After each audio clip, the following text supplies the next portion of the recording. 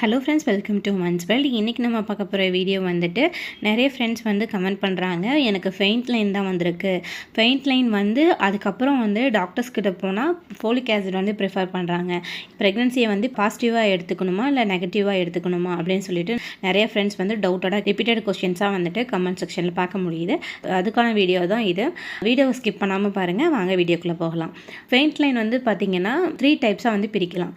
First வந்து பார்த்திங்கன்னா யூரினை வந்து கார் டெஸ்ட்டில் போடும்போது ஃபஸ்ட் லைன் வந்து நல்லா டார்க்காக இருக்கும், செகண்ட் லைன் வந்து ரொம்ப மைல்டாக இருக்கும். ஸோ அந்த மாதிரி ரொம்ப மைல்டாக இருக்குது அப்படிங்கும்போது அது ஒரு டைப்பாக இருக்கும். ஸோ ரெண்டாவது வந்து பார்த்தீங்கன்னா கார் டெஸ்ட்டில் யூரின் டெஸ்ட் பண்ணும்போது யூரின் ட்ராப் பண்ண உடனே வந்து பார்த்தீங்கன்னா 2 லைன்ஸுமே வந்துட்டு டபுளாக காட்டும்.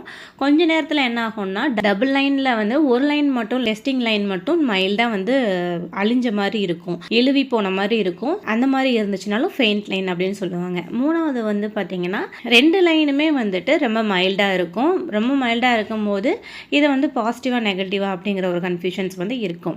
ஸோ இந்த 3 டைப்பில் வந்துட்டு ஃபெயிண்ட் லைன்ஸ் வந்து வரும். ஃபஸ்ட் லைன் வந்து டார்க்காகவும் செகண்ட் லைன் வந்து ரொம்ப மைல்டாகவும் இருக்குது அப்படிங்கன்னா ஓரளவுக்கு பாசிட்டிவில் நம்ம எடுத்துக்கலாம். அதாவது ஹெச்சிசிஜி லெவல்ஸ் வந்துட்டு நம்ம உடம்புல குறைவாக சுரந்திருக்கு. அதாவது இப்போ தான் ரீசன்ட் டேஸில் தான் கரு வந்து இம்ப்ளான்ட் ஆகியிருக்கு அப்படிங்கிறதுக்கான ஒரு அறிகுறி தான். ஸோ அது வந்து ஃபுல்லாக வந்து பாடியில் பிளட்டில் வந்து கலக்கலை, மைல்டான ரியாக்ட் கொடுக்குது அப்படிங்கிறதுக்கான ஒரு அறிகுறி தான். ஸோ இது கரு வந்து உருவாகுது அப்படிங்கிறதுக்கான ஒரு அறிகுறி தான். ஸோ இது வந்து ப்ரெக்னென்சி வந்து பாசிட்டிவ்னு சொல்லுவாங்க. ஸோ இப்போ வந்து ரெண்டாவது டைப் வந்து பார்த்தீங்கன்னா ரெண்டுமே டார்க்காக வந்து ரெண்டாவது லைன் மட்டும் அழிஞ்ச மாதிரி இருக்கும், பாசிட்டிவ் காமிச்சு நெகட்டிவ் அப்படின்னு காட்டும். ஸோ இந்த மாதிரி இருக்குது அப்படின்னா உங்களுக்கு கிட்ல தான் ப்ராப்ளம் அப்படின்னு அர்த்தம். இந்த மாதிரி வந்துச்சுன்னா நீங்கள் ஒரு டவுட்டாக வச்சுட்டு நீங்கள் வந்து நெக்ஸ்ட் 2-3 டேஸ் கழித்து நீங்கள் மறுபடியும் ரீசெக் பண்ணி பார்க்கலாம். அப்போ வந்து உங்களுக்கு என்ன உங்களுடைய ரிசல்ட்டோ அது வந்து உங்களுக்கு எக்ஸாக்டாக காட்டும். அதாவது பாசிட்டிவ்னு கன்ஃபார்ம் பண்ணிட வேணாம், நெகட்டிவ்னு கன்ஃபார்ம் பண்ணிட வேணாம், மறுபடியும் ரீடெஸ்ட் பண்ணி பார்த்தீங்கன்னா தான் உங்களுக்கு வந்து தெரியும். ஸோ இது வந்து எதனால் அப்படின்னு பார்த்தீங்கன்னா நம்ம வந்து ஓவர் எக்ஸ்ட்ரீமாக வந்து நம்ம ப்ரெக்னெண்ட்டாக தான் இருப்போம் அப்படின்னு சொல்லிட்டு எக்ஸ்ட்ரீமாக வந்து மைண்டில் வந்து செட் ஆகிக்கும். ஸோ அதனால் வந்துட்டு டபுள் லைன்ஸ் வந்து யூரின் கலந்து காட்டும். அதுக்கப்புறம் வந்து என்ன 1 hour கழித்து நீங்கள் பார்த்தீங்கன்னாவே அந்த ஃபேக் லைன் வந்து தெரியும். அதுக்கப்புறம் 1 week கழிச்சு நீங்கள் மறுபடியும் ரீடெஸ்ட் பண்ணி பார்க்கும்போது உங்களுக்கு வந்து சிங்கிள் லைன் தான் வரும், டபுள் லைன் வராது. ஸோ அந்த மாதிரி வந்து இருக்குது அப்படின்னா உங்களுக்கு ஃபால்ஸ் ப்ரெக்னென்சி அப்படின்னு சொல்லுவாங்க. ஸோ இது வந்து உங்களோட மைண்டு வந்து அப்படியே செட் ஆகிக்குது, நம்ம வந்து ப்ரெக்னெண்ட்டாக இருக்கிறோம் அப்படின்னு நினச்சிட்டு நம்ம வந்து அந்த ப்ரெக்னென்சியை வந்து டெஸ்ட் பண்ணும்போது அது பாசிட்டிவாக காட்டும். 1 week கழிச்சு நம்ம செக் பண்ணும்போது அந்த வந்து உடம்பு வந்து சொல்ல ஆரம்பிச்சு, அதாவது மூளைக்கு வந்து சண்டை போடுற மாதிரி தான், அதனால் வந்து ஃபேக்காக சொல்லாத அப்படின்னு சொல்லிட்டு என்ன ஆகும்னா உங்களுக்கு வந்து ஃபால்ஸ் ப்ரெக்னென்சி அப்படின்னு சொல்லிட்டு ரிசல்ட்டை வந்து காட்டும். ஸோ ஆல்ரெடி வந்து ஃபால்ஸ் ப்ரெக்னென்சினா என்ன அப்படின்னு நம்ம சேனலில் வீடியோ போட்டிருக்கேன். வீடியோட லிங்க்கும் டிஸ்கிரிப்ஷனில் கொடுக்குறேன், வியூ பண்ணி பாருங்கள். ரீடெஸ்ட் பண்ணும்போது வந்து ஒவ்வொரு ஃப்ரெண்ட்ஸ் வந்து என்ன பண்ணுவாங்க, அது ரெண்டுமே அழிஞ்சிருச்சுல, யூஸ் பண்ண கார்லேயே வந்துட்டு மறுபடியும் யூஸ் பண்ணுவாங்க. ஸோ அந்த மாதிரி யூஸ் பண்ணாதீங்க. நியூ கிட்டாக வாங்கி ஒரு 2-3 days கழித்து நீங்கள் வந்து யூஸ் பண்ணி பாருங்கள். ஸோ அந்த மாதிரினா தான் உங்களுக்கு வந்து எக்ஸாக்டான ரிசல்ட் தெரியும்.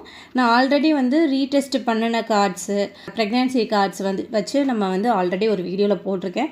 ஸோ அந்த வீடியோவும் நீங்கள் ரெஃபர் பண்ணிக்கோங்க.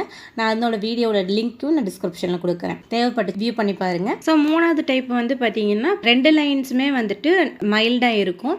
ரெண்டுமே மைல்டாக இருக்கும்போது நீங்கள் அதாவது ஒரு 50% வந்து சான்சஸ் வந்து ப்ரெக்னென்சிக்கு இருக்குது அப்படின்னு கன்ஃபார்ம் பண்ணிக்கலாம். பீரியட்ஸ் 1 day தான் டிலே ஆகிருக்கும், அப்பயே வந்து கார் டெஸ்ட் பண்ணியிருப்பாங்க. ரொம்ப இயர்லியராகவே நீங்கள் ப்ரெக்னென்சி டெஸ்ட் பண்ணுறீங்க அப்படின்னாலும் மைல்டான ரிசல்ட் வந்து உங்களுக்கு காட்டும். டெஸ்ட் பண்ணி ஒரு 3 days கழிச்சோ அல்லது 1 week கழிச்சோ நீங்கள் வந்து செக் பண்ணி பாருங்கள். பீரியட்ஸ் வந்து ரெகுலராக இருந்துச்சு, ப்ரெக்னென்சி வந்து 100% வந்து கன்ஃபார்ம் அப்படின்னு நீங்கள் வந்து ஃபிக்ஸ் பண்ணிக்கலாம். 7 நாள் கழிச்சு மறுபடியும் வந்து ரீசெக் பண்ணும்போது புதுசாக ஒரு கிட்டு வாங்கி நீங்கள் செக் பண்ணி பாருங்கள். அப்பயும் வந்து உங்களுக்கு டபுள் லைன் வந்து மைல்டாக தான் காட்டுது அப்படின்னா உங்களுக்கு வந்து டிலைடு ப்ரெக்னென்சியாக இருக்கும், அதாவது ரொம்ப லேட்டாக தான் இம்ப்ளான்ட் ஆகியிருக்கு. ஸோ அதனால ஹெச்சிசி லெவல் இப்போ தான் வந்து பிளட்ல வந்துட்டு கலக்க ஆரம்பிக்குது அப்படிங்கிறதுக்கான அறிகுறியாக நீங்கள் எடுத்துக்கலாம். அதுக்கப்புறம் வந்துட்டு டாக்டர்ஸ் வந்து நீங்கள் கன்சல்ட் பண்ணுங்கள். இப்போ ஃபெயிண்ட் லைன் வந்திருக்கு அப்படிங்கும் போது எனக்கு ரெகுலர் பீரியட்ஸ் தான், ஆனால் வந்து டாக்டர்ஸ் வந்து ஃபோலிக் ஆசிட் வந்து ப்ரிஃபர் பண்ணுறாங்க, இதை வந்து ப்ரெக்னென்சி கன்ஃபர்மேஷனாக நான் எடுத்துக்கலாமா அப்படின்னு சொல்லிட்டு இந்த கொஸ்டின் தான் டவுட்டாக நிறைய ஃப்ரெண்ட்ஸ் வந்து கேட்டிருந்தாங்க. ஸோ அதை வந்து பார்த்தீங்கன்னா உங்களுக்கு இனிஷியல் ஸ்டேஜில் இருக்கும் போது, அதாவது 1 week அல்லது 1 or 2 days தான் ஆகிருக்கு இருக்குது இம்ப்ளான்ட் ஆகி அப்படிங்கும்போது அந்த கருவை வந்து ஒட்டி பிடிச்சி வளர்கிறதுக்கு வந்து ஃபோலிக் ஆசிட் வந்து ரொம்ப ரொம்ப முக்கியமாக நமக்கு அந்த சத்து வந்து தேவைப்படும் ஒரு கருவை வளர்க்குறதுக்கு. அதில் தான் வந்து நியூரல் டெவலப்மெண்ட்ஸு, ஸ்பைனல் போன்ஸு இதெல்லாம் வந்துட்டு வளர ஆரம்பிக்கும். இனிஷியல் ஸ்டேஜில் நீங்கள் ரொம்ப வீக்காக இருக்கீங்க அல்லது உங்களுக்கு 9 கிடச்சுமே வீக்காக இருக்காங்க அப்படிங்கும்போது கூட கன்ஃபார்ம் பண்ணுறதுக்கு முன்னாடியிலேயே இது வந்து ப்ரிஃபர் பண்ணுறது நார்மல் தான்.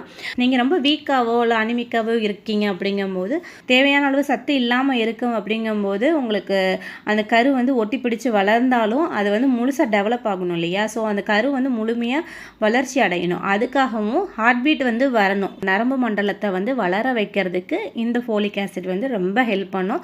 ஃபோலிக் ஆசிட் கொடுத்தாங்க அப்படின்னா கண்டிப்பாக 1 or 2 மந்த்ஸ்க்கு எடுத்துக்கோங்க. இதை போட்டும் எனக்கு வந்து பீரியட்ஸ் ஆயிடுச்சு, இதை போடலாமா அப்படின்னு கேட்டிங்கன்னா தாராளமாக போடலாம். பீரியட்ஸ் ஆனாலும் ப்ராப்ளம் இல்லை. அதாவது உங்களுக்கு ப்ரெக்னென்சி இல்லை, இதை நீங்கள் கண்டினியூஸாக எடுத்துகிட்டு வரும்போது உங்களுக்கு அதாவது 1 month 2 monthஸில் மறுபடியும் நீங்கள் ப்ரெக்னென்சிக்கு பிளான் பண்ணுறீங்க அப்படின்னா உங்களுக்கு கண்டிப்பாக வந்து ஃபெயிண்ட் லைன்ஸுமே வந்து டபுள் லைனாக டார்க்கராக ஆகிறதுக்கும் சான்சஸ் வந்து இருக்கும். ஸோ அதனால் வந்து டாக்டர்ஸ் ப்ரிஃபர் பண்ணாங்கன்னா கண்டிப்பாக ஃபோலிக் ஆசிட் வந்து எடுத்துக்கோங்க. பெயிண்ட் லைன் வருது, இதை வந்து எப்படி நாங்கள் கன்ஃபார்ம் பண்ணுறது அப்படின்னு பார்த்தீங்கன்னா, அதாவது ரெகுலர் பீரியட்ஸாக இருந்துச்சுன்னா உங்களுக்கு கன்ஃபார்ம் ஆகிறதுக்கு ஒரு 90% வந்து சான்சஸ் வந்து இருக்குது.